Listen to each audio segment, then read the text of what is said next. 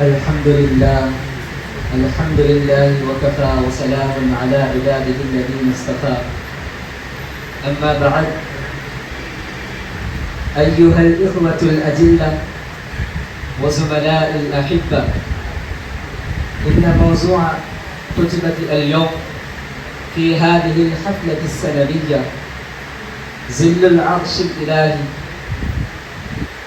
أرجو أن تستمعوها وتجتهدوا أن تبلغوا عني رسالة الإسلام إلى الآخرين. ألا فليبلغ الشاهد الغائب. أيها المسلمون، إن الساعة آتية وإتيانها حق لا ريب فيها، ويومئذ تمثل الموجودات ومن فيها منظرا عظيما. يوم يكون الناس كالفراش المبثوث، وتكون الجبال كالعهن المنفوش، وأخرجت الأرض أثقالها، وقال الإنسان متمتعا بهذا المنظر ما لها. ثم تقوم العدالة الإلهية ويستوي الله على العرش، ويومئذ لا يكون ظل إلا ظل العرش الإلهي، ويكون الناس منقسمين في جماعة مختلفة، ويكون جو الأسرة حتى يكون الناس كالفراش المبثوث ولا يسأل حميم حميما. تأتي مرحلة الحساب الشديدة، فبينما كان الناس كذلك إذ يرى رجال تحت ظل الله قضوا حياتهم بمقتضيات التعاليم الإسلامية وعملوا لابتغاء رضا الله.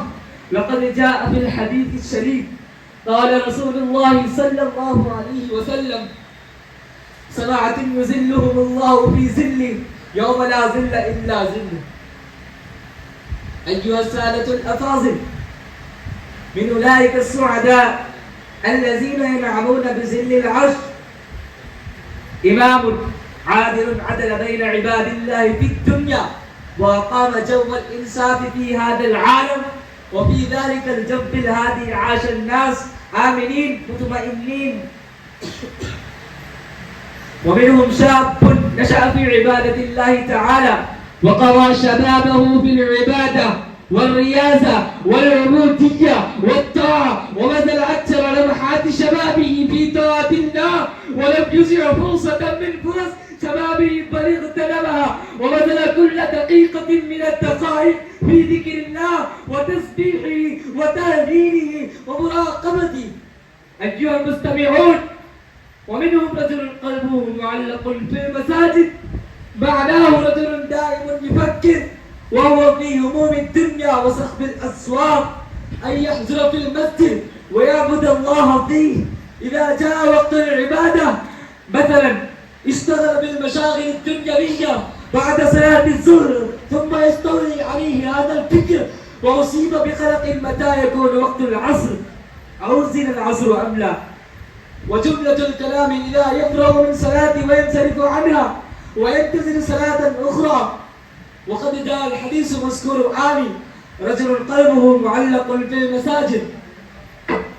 ومنهم رجلان تحابا بالله اجتمعا عليه وتفرقا عليه إذا لم تكن صداقتهما لغرض من أغراض الدنيا، بل صادقا لأنهما كانا مصليين ومنهمكين في طاعة الله، ومحافظين على المعارف الإسلامية، ومؤدين حقوق عباد الله، ومتوفرين أسباب الراحة لخلق الله، وحافظين حدود الله، واصلين الرحم، وحاكمين بالعدل، ومغنيين العالم البشري بالأمن والسلام.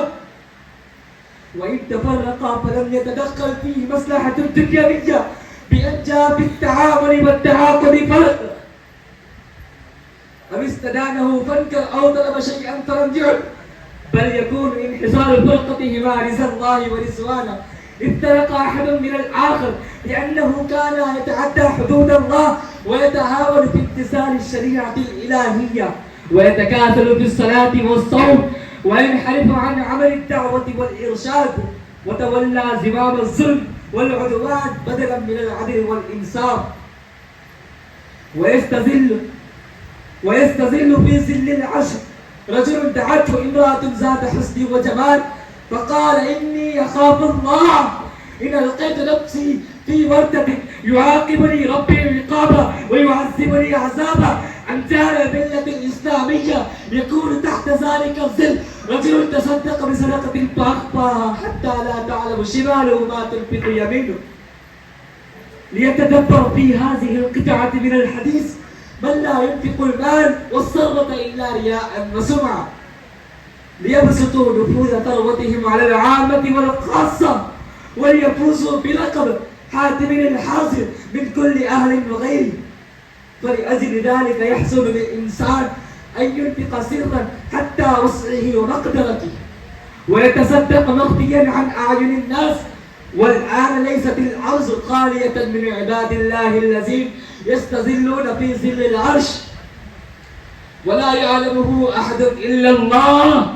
هؤلاء هم الذين يستظلون في ظل العرش، في ظل العرش يوم الدين في الحشر بإذن الله سبحانه وتعالى. سادتي وزملائي، إن الذكر والفكر في خلق السماوات والأرض نعمة من نعم الله العظيمة. يستظل في الحشر رجل ذكر الله خاليا ففاضت عيناه وسالت الدموع من أجل ذكره وفكره، وكان كل ذلك من ذكر الله وخشيته. وفقني الله وإياكم أن نكون من أولئك السعداء السبعة الذين ينعمون ويستظلون من الظل الإلهي يوم لا ظل إلا ظله تبارك وتعالى، وما علينا إلا البلاغ المبين.